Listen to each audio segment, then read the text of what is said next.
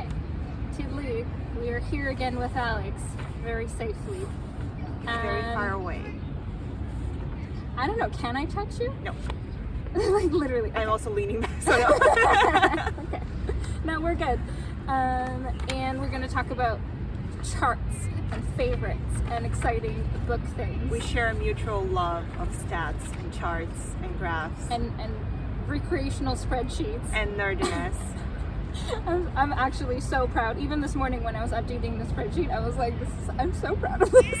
No, you did a great job, honestly. Sophia helped me keep track of my reading beyond Goodreads, beyond anything I could have done in a journal or in anything. We have a running shared Google spreadsheet, and it updates. Well, it doesn't update itself. Sophia updates it. And it looks beautiful. And Sophia, I believe, is going to share some graphics. Oh yes, for sure. And then these I just did so we can look at the things ourselves. Absolutely, yeah. So you've read 160 books so far? 161. I finished 2 books today. Oh wow, damn. Okay. I think I have read 125, which is even more than I've ever read in my entire life. So that's a lot. The average per month for me was 10.4 because my graph, I mean, I can just insert it. That's a good thing about sitting so far apart. There's so much space for graphics. I don't know what my average is. Yeah, I put No, it you put it there. Yeah, of course. But it's like 13 or 14.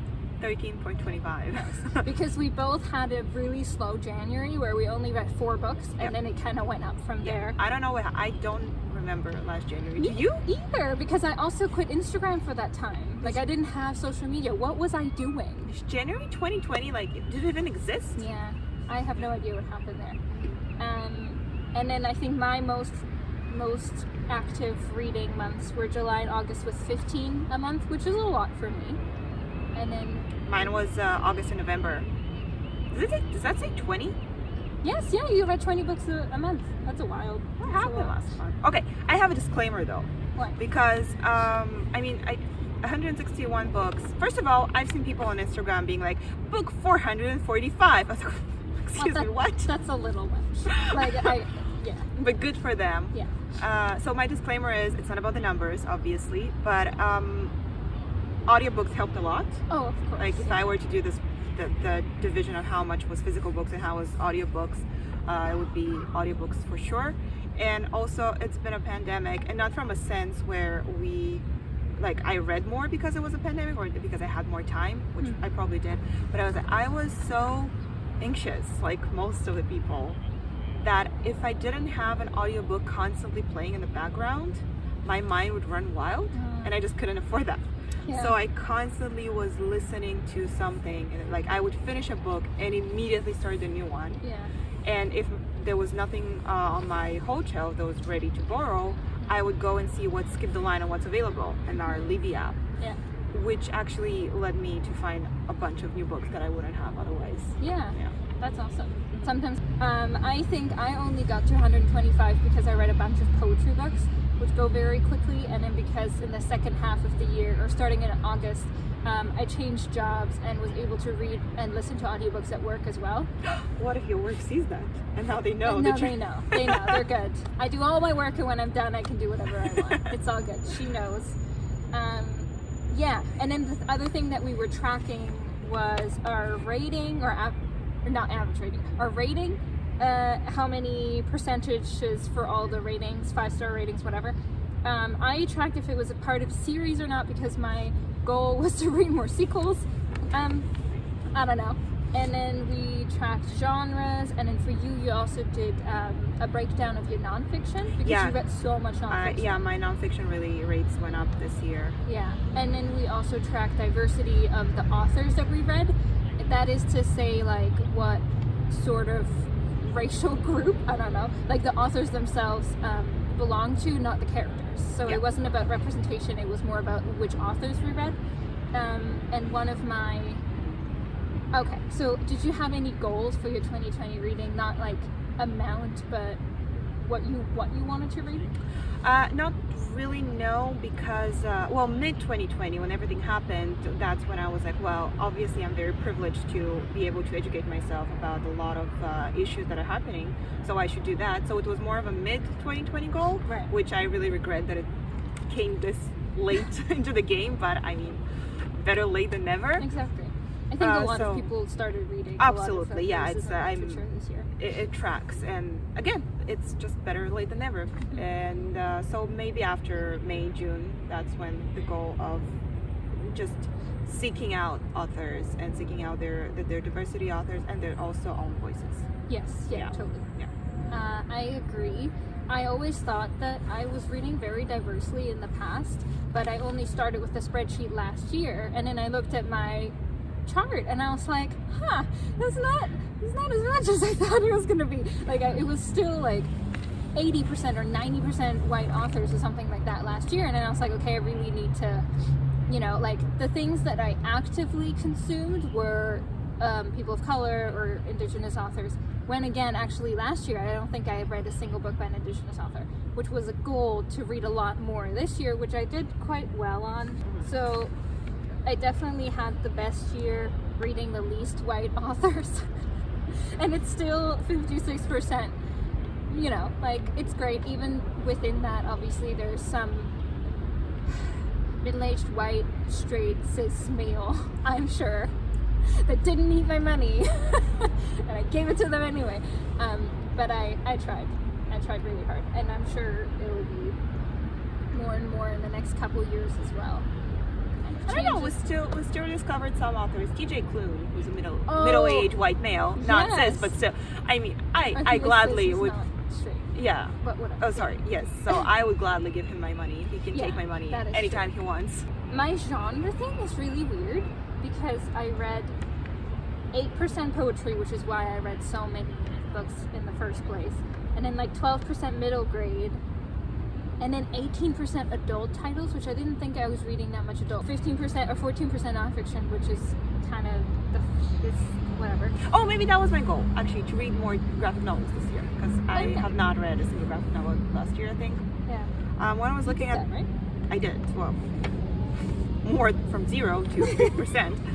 But I was looking at my graph on the spreadsheet, and there's like 2 tiny ones that I don't know what they are, and I think one of them must be like romance or something, because you read one. Yes. Like that doesn't even count. And then there was another one, but I'm gonna ask you about that later. Historical fiction? I don't know. I have those 2, the 1% ones. Mm-hmm. I didn't label them. Yeah. Oh, and my ratings, I was a little shocked that almost half, it's 45% of my star ratings were 5 stars. I'm such a generous rater. I'm like, 5 stars. 50%. According to this, I had a great year. Yes. But and then 32% 4 stars. Like I barely read books I don't like. It's kind of wild.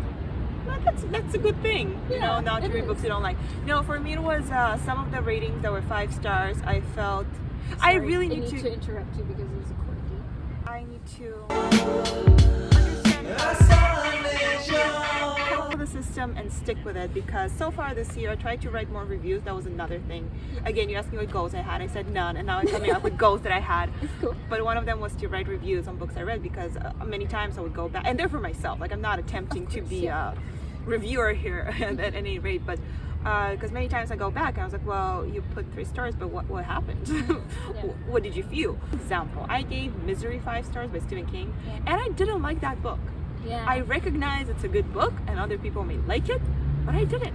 So I think it's like what you rate is either the book itself or your enjoyment of the book, which is vastly different. Yeah. Like I usually rate my enjoyment rather than the actual book, because I don't know. I give books 5 stars where I'm like, this was a bad book, but I fucking loved it, so here's 5 stars. And for some of the books, I just knew, well, this book needs the 5 stars. It needs the boost. Maybe it wasn't my favorite. Maybe I will never reread it again, but it needs the 5 stars. It needs to be there. Yeah, because also some people go look at the ratings to decide whether they want to read it or not, and if it has better ratings, you're like, okay, this deserves this deserves to be read no matter if I liked it or not. And for example, the same thing was for not Little White. Then it was for the last book that came by J.K. Rowling from the mystery series. I gave it 1 star. It was fine. It wasn't great.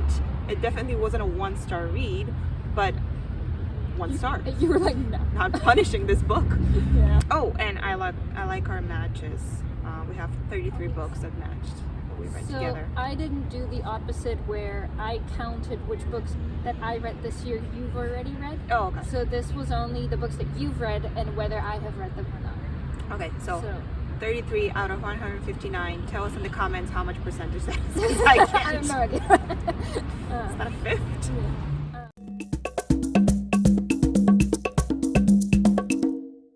And top 5 forgettable, aka did I actually read this?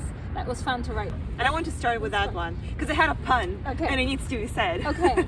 So my top 5 of did I actually read that are all mystery, and the books are a mystery because what the hell happened there? They're all the same. They all have the same author. They have the same names. An anonymous girl. Don't you cry. Pieces to her. You're not alone. And the other misses. I feel like this can be a story of itself. That just And like no, no.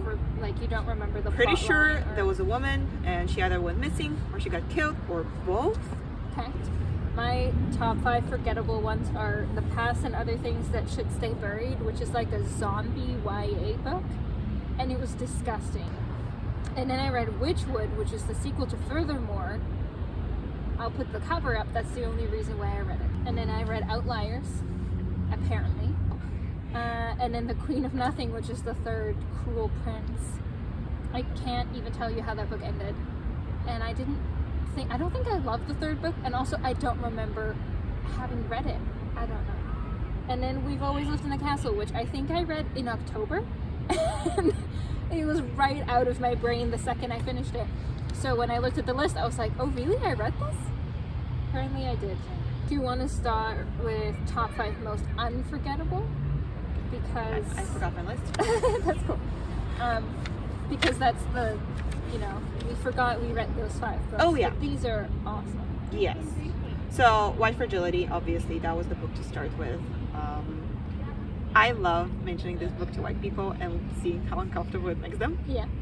I've mentioned it to a couple of older white male, cis male, like that group, and just the way they try to compose their face. It's like, yes, I know what you're talking about, without having obviously read the book. Mm-hmm. Great. Yeah, I mean, it's everyone needs to read that. Everyone needs to understand it. The main point that stuck with me from there, it's people get very defensive about their whiteness these days, and that contrapoint was like, well, it's not even safe to be white male anymore. Yeah, that great argument right there. Yeah. Yeah, just it's like anything else. You can acknowledge that you're not the greatest at, I don't know, math or something like that. So why can't you acknowledge that you're not the greatest at recognizing your own privilege? Mm-hmm. Same thing, Yeah. obviously on a larger scale, but seeing your own flaws. And then I have my Dark Vanessa that made the list, not because it's a great book or I loved it, but because it's freaking unforgettable. I still have some post-traumatic stress after it. Not to take away from the author, it's a debut novel and it did great, I think. I'm pretty sure it won the Goodreads debut novel or something like that. And the story, and maybe it's a good book because it made me feel so many things, but it was so wrong. And the thing that made me feel wrong is not only that obviously the male character is a pedophile and he did it to many girls, and it's a manipulation that he made that innocent 15-year-old girl love him back. But years after everything happened, she would not acknowledge to herself, or she would say, yes, that was wrong, but also I loved him. Yeah. And that just was icky to me on many points.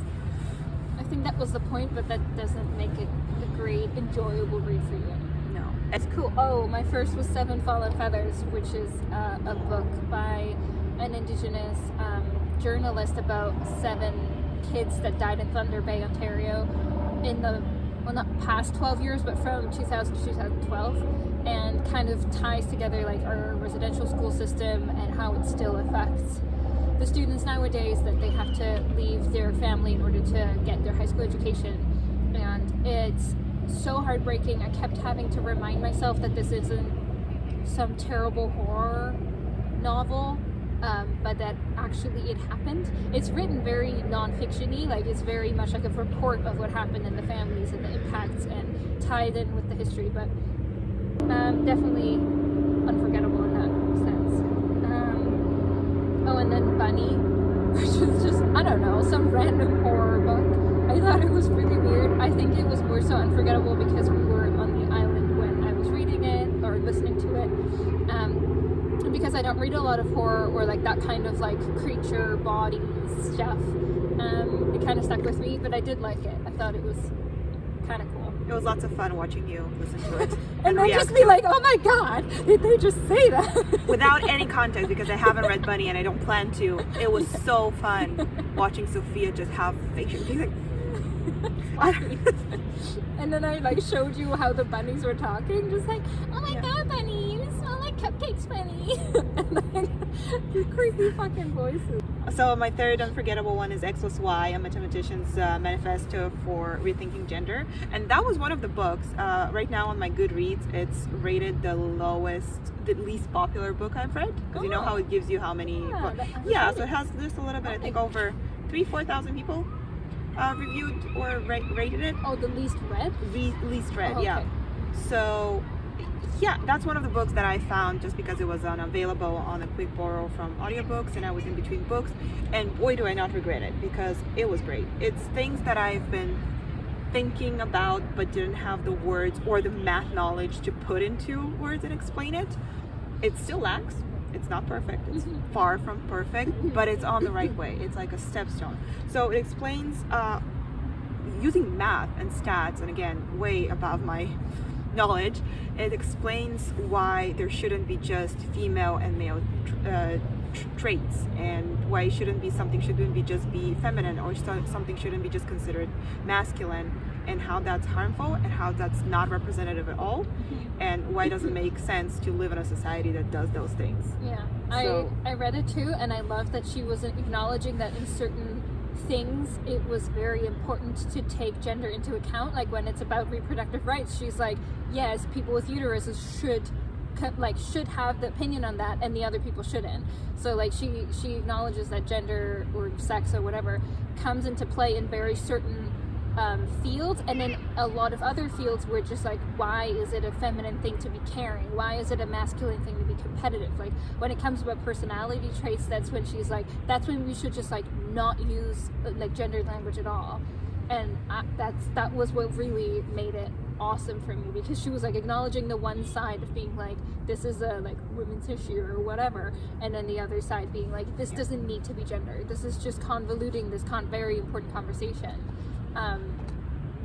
Yeah, and then I read Such a Fun Age, which the reason that it's so memorable and it's going to be unforgettable, it's what happened around the reading rush in July. Right. And this book was chosen for the book club, and there was a lot of issues with that from the community, and yeah, it's a very nice book.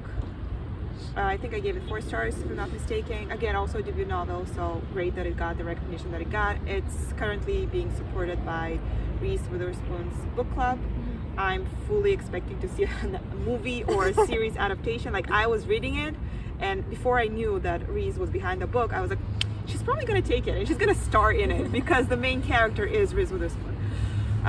It's about this woman in her early 20s. She's a black woman, and she works as a nanny for a very wealthy white family, and it's more about the relationship between the nanny and the younger girl, because I think she's the girl is about 4 or 5, and there's also a baby, but she only looks after the girl, and they have a beautiful relationship, and it's just so precious how she takes a lot of crap from the family in like those micro racism things, or because the woman decides that she needs to befriend her because she wants a black friend. And she just puts a lot of her own issues with her whiteness on that person. And that's what we always say, like, not every black person, not every gay person, they're responsible to educate white people or cis people with that. So it's a lot of that is in the book. And there's also an aspect of an ex-boyfriend who's an asshole, but that's just a bonus. Right.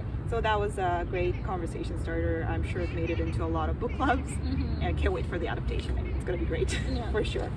Do you want to talk about the last one? I don't want to talk about the last one. The last one is disgusting. I hated it. Misery?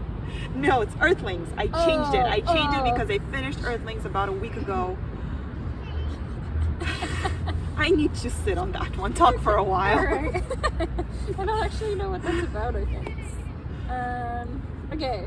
Oh, my third one is Sourdough, which is such a weird freaking book, but it's literally about a woman who works in like tech or something, and she decides that she doesn't want to do that anymore and just makes sourdough in her backyard in a little like homemade oven. And that's pre-pandemic, just to be clear. Yes, it was pre-pandemic, but I read it in like April or something, and it made me start a sourdough starter, and now I'm full on in that sourdough. It's delicious, by the way. Yeah, it's a great hobby. All my friends love it. But it's so... We support that hobby. It's such a stereotypical quarantine hobby. It's so funny. But the book itself was also just really kind of wacky. And then the next thing is Amy Denez Smith book, like poetry book. They're like a queer black artist. I think they do like poetry slam and stuff like that too, but have a bunch of books out, and I've read all of them but one because I can't get my hands on it. And it's just such amazing, impactful, just awesome poetry. So I wrote down Black Movie because I think that's my favorite one, but Homie is the one that was, for example, in the 2020 Goodreads Awards, whatever. It didn't win, but it was nominated. Voted. Haven't read it, but I voted. Yeah, no, they deserve all the absolutely things. 100%. So that was really awesome. Oh, and then The Lost Future of Pepper Harrow, which is the sequel to Watchmaker Filigree Street, and it's literally, I can't even talk about it, but it's just like 550 pages of the author being like, fuck you to the reader, because she made you love these characters so much in the first book, and in the second book she's like, so I'm gonna just torture them real quick for 400 pages straight. So it was fucking heartbreaking. It was also like awesome, and the plot was good, and blah blah blah. It was very slow. No, tell us really how you feel about it. No, I loved it, but really mainly it was just like, ouch, every fucking page. Never reading that. And then you got like a little bit of happiness at the end. Read the first one, loved it, not gonna read the second one. Yeah, don't read the second one if you care about those characters. Care about myself. I don't want to experience all of that.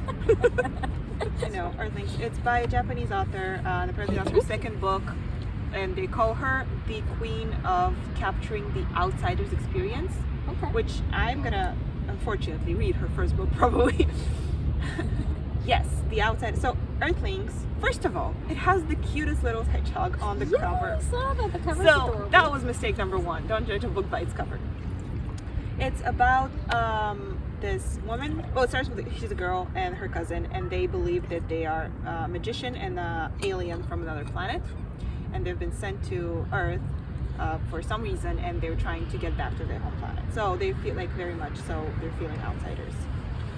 And then it gets real weird real quick, where, thank you, it's a beautiful mug. Yeah, Sarah gave it to me. Thank She you, broke Sarah. my other one, and then she gave it. But okay, the change was, it was a dollar store mug that meant absolutely nothing to me, and then it just broke in the sink, like absolutely no The fault or truth is whatever. coming out here. I know, but like it was dumb because it was such a like whatever mug, and I was like, I don't care, I Sarah, don't you're care. welcome to break something of mine. And then she replaced me with this beautiful mug and yes. gave it. So anyway, Earthlings. Yeah, and it gets real weird real fast, where they're kind of cousins, but he's adopted, so it doesn't count. But yeah, she's like, can you be my boyfriend? And then she's like, well, we're not gonna see each other for another summer. Can you be my fiance? And they're like, basically just marry me. And they're like 10. Yeah, and then the girl is kind of abused. Like her mother is horrible to her, and her teacher sexually abuses her, and it just keeps coming. Like her life is not easy. But all of this is told in such innocent, cheery, childish voice. That was my main problem with it. I was like, horrible things are happening to you. Yeah. How are you just so innocent? And just being like, well, maybe I'm a magician and I have a superpower and I'm gonna, yeah. I don't want to spoil it too much. I can talk to you about it later. Sure. It gets extremely disturbing later on, and that's why it's so unforgettable to me. Yeah. For sure, worth the read, but be aware it's nasty. Okay. Yeah. Let's do top 10. Let's do top 10 real quick. We can just mention them, you know? They Yeah. don't have to. Okay. So the first one is The House on the Cerulean Sea, and when I was reading that, I was like, that's going to be my favorite book. So I just commit to what I say, you know? That's it. Then is The Test, which is a short, very short story by Sylvain, I can't say his name. Novell. Yeah, he's just great. Yeah. So good. It was recommended to Relene on a podcast when she was looking for Black Mirror-like reads. Yes. Nailed it. Makes sense. Yeah. I read that too. And then We Should All Be Feminists. That's my shortest book of the year. It's like 52 pages, something like that. Can't keep up. It's fine. The book still stands, and it is like not life-changing, world-changing. No, that's not what I meant. Groundbreaking. Wow, words are hard. It's groundbreaking in like a sense that it made feminist whatever literature. It was the introduction to feminist literature for a lot of people. I hope they went on to read other things, whatever. They did. They did. They definitely did. The Skin We're In. Yes. Oh my god. I mean, yeah. Again, should be part of the curriculum in schools, and especially in Canada. Yeah. Just Marcy. That's a story of justice and redemption by Stevenson? No, Brian Stevenson, I think is his name. And he's there's also a movie on Netflix which I want to watch after that. But that was when you were talking about Seven Fetters. It was also my thought when I was reading this book. I was like, I kept reminding myself, this is not a mystery. This is not a crime story. That's the truth. And it was, yikes, terrifying. The Traveling Cat Chronicles. That was my introduction to Japanese literature. I can't believe I've never read anything before that. I love it. Yeah. So beautiful. Yeah. The Name of the Wind, which I read back in January, I think, very beginning of the year. It was one of my books that I wanted to get into a long time ago. It was great. Invisible Women, data bias in a world of word designed by men. It's a mouthful. Also, amazing book. Stuck with me for a long time because it just makes you see so many things. Like, why do we have smaller pockets? Yeah, oh my god. We've been saying that for a long time. Why do leggings not have pockets? Yes. Jesus. A Deadly Education, the Naomi Novik book. It was just delightful. I liked it a lot. And The Invisible Life of Addie LaRue, which is getting a lot of love, and I think it deserves it. I follow Victoria Schwab these days. She's such a human. Her stories about like setting herself goals and then being mad at herself that she doesn't meet those goals, and her bullet journals, on point. Okay. It's really nice to see like a very popular author being so relatable in the sense of like, oh yes, I also hate that I didn't complete my bullet journal. So I'm only going to talk about 8 because 2 of them are German books. I'm going to make a separate video about the German books I read this year, which is like 4 or 5, which is wild. It used to be, I made a video like in 2010 or something like that, being like, reading English books. And it was like me reading The Boy in the Striped Pajama and like John Green and whatever. And it was like groundbreaking to me that I read The Host in English, right? And now it's opposite. I'm like reading German books. Top 8. I know. Sorry.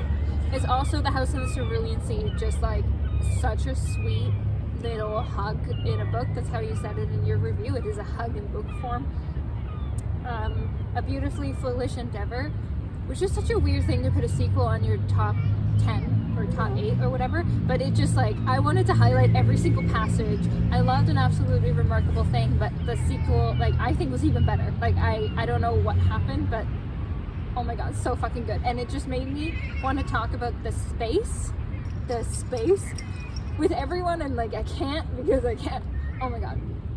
I'll read it next year. How about I read it next year and you can talk about it? Yes, because finally, Okay. like, there's this thing where I'm just like, this is so philosophical. It's out there now. I will be reading this book. Okay. I loved it so much. Then the next one was Johnny Appleseed, which, oh my god, it's just so raw and honest and emotional and just a slice of life kind of story, just like very stream of consciousness, and then some flashbacks to the. It was like reading someone's diary. Yeah, it really was. Yeah, like reading someone's diary, and also in the span of like 3 days or something. But I loved it so much. It made me cry, and with the end and with the family relationship, oh my god. Felix Ever After, which I've read twice this year, and bought how many times? Only twice. Only twice so far. Yes. No, it needs to be like, please buy the book. Yeah, no, it's awesome. And it's also so beautiful. It's just like on my shelf and I'm happy. And then King and the Dragonflies, which is also by Case and Callender, who wrote Felix Ever After. It's a middle grade book of theirs, and it's honestly the most like heartbreaking little middle grade story, but also brings up so many different things. Like, King is the main character, and he's black, and he's a little boy, and he thinks he might also be gay, and he's thinking of all the ways that his life is difficult because he's black, and he's like, I'm gonna add another thing to that people are gonna hate me for. fucking so heartbreaking, but so beautiful. Yeah, so I'm gonna have to buy a copy of that as well because it's so nice. I put The Watchmaker Filigree Street on this list because I read it before in 2018 or something like that, and I don't think it was one of my favorite books back then. But this year, upon reread, it was. It got promoted. Huh? It got promoted. It got promoted, yes, from whatever book that I liked a lot to favorite book.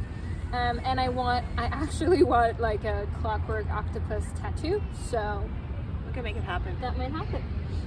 Then I have Dig by A.S. King because I also read that twice this year, and it's just such a cool story following 5 teenagers and her kind of weird surrealist way. It's the least surreal and least weird book that I've read by her, but I like it a lot. It's cool. And then Middle Game, which I read at the beginning of the year, and I remember loving it so much.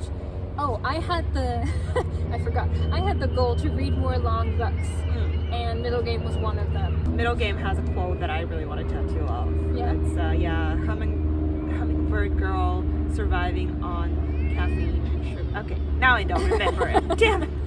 You can text it to me and I'll put it. Yeah. We have Powered Through and Regret, so like sort of like our least. So let's favorite. power through this and not regret it. Okay. What's yours? Albatross. Sorry, Ariel. What a shitty fucking book. Like, not into it. It was so bad. I listened to it like on 2 times the speed, which is faster than I usually listen to it, while I was doing a puzzle, and I was just shaking my head being like, why is this book a thing? I do not like it. So quick story about Albatross. Today the podcast came, the pre-release of Relene and Arrow's podcast, and Arrow again talked about Albatross naturally. She said it was one of her favorite books of 2020.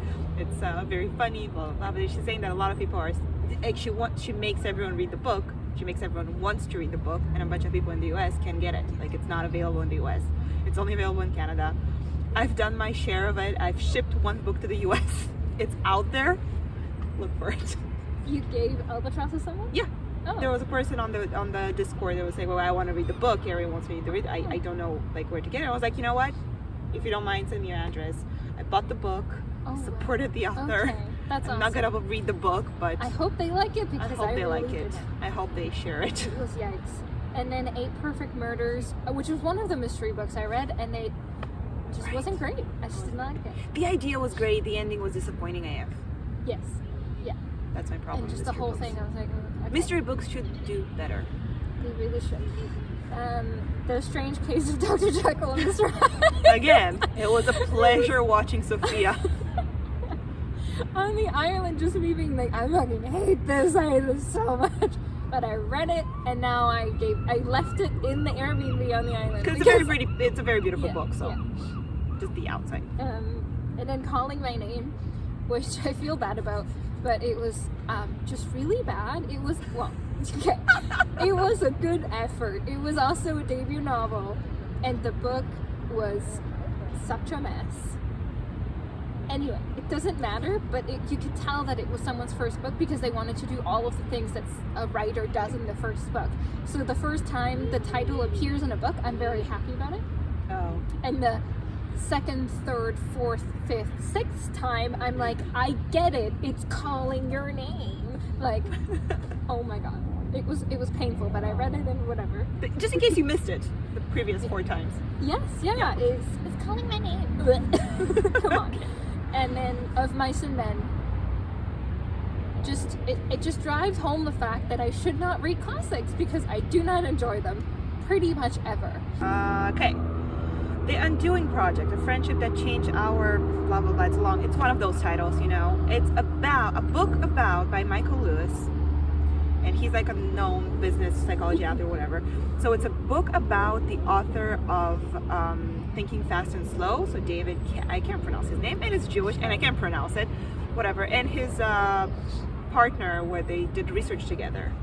So it starts great because there's a lot about just their biographies in that book and how they were in the Israeli army and stuff. They're like, oh yeah, that is true. Like I can see that. And then it just retells every single experiment and thought and theory that I ever had. It retells about 60% of Thinking Fast and Slow. That's when I finally read Thinking Fast and Slow. I was like, oh, I already know that. I've already seen that. It's also so long. Why is it so long? Yeah. My Lovely Wife by Samantha Downing, and I remember the name, so I can never pick up a book about her again. Oh, I think Lala liked that one Yep, too, right? that's one of her favorite mysteries of, I don't know, last year I think was her top. Yep. Yeah, and you're like, nope. We can talk about it. Lala, please. Yes, let's have a chat about this book. Practical Magic. It almost belongs on the did I actually read this? Because I don't know what happened there. I think that there was a lot of expectation for this book for me. I thought that I read a bunch of good reviews and it just didn't work. Yeah. The Girl with All the Gifts. I don't read horror. Like, I don't like horror. I don't enjoy horror. Why do I keep trying to read? So nope, that's not on the book. That's on me. And Misery, same point. I powered through. It's a very long book. I kind of felt like I wanted to read it so I can watch the movie. I will never watch the movie. But I read a Stephen King book that was huge and it wasn't great. That's a tick, never gonna do that again. Yeah. Suggested by others. By Sophia Alex Ever After. Yeah, we talked about it, so we don't need to talk about it again. Every Heart a Doorway. For years you've been telling me to read the book. I read the first 2 or 3. I love them. I love how short they are. Yeah. This is what a book should be. Like, there is no need, if you can put it in under 200 pages, there's no need to write 400 pages of it. Yes, I agree. This Place, 150 Years Retold. Oh, just yeah. because it's beautiful, and yeah, I kind of want a copy, so I should get it. So those 3 are by you. And then I have Disfigured, which was by Lala, because she talked about it on one of her videos, and it's really good because it's from a personal place. Like, it kind of attempts to talk about all disabled people and their representation, but it's still from a personal place, and the author makes it very clear, and it's really, really good. And The Prince and the Dressmaker, that was, I feel like I picked it up from Ariel and Raylene, maybe on the podcast. Yeah, just beautiful. The art is amazing, and Christina also read it with me, and she loved it as well. So that's nice. Really nice. Yeah. Okay, I tried, so I could have put like 10 just by Alex, but I didn't do that. So the 2 that I put in by Alex are, I pretty much the recent ones that I read because of her, which is Sleeping Giants, which is such a fun, like, sci-fi read, so quick and so like, whoa, oh my god, that was really fun. And Before the Coffee Gets Cold, which is another Japanese author, right? Which that's just like such a sweet little time travel story. And then my friend Danny read The Skin We're In before I picked it up, and then they talked about it, and then I picked it up as well. So that was such a good, not good read, like, it made me so fucking mad, but it was important, and especially as someone who moved to Canada, you know, thinking we're not a racist country, it's really important to read. It was like an eye-opener for me. Yeah, absolutely.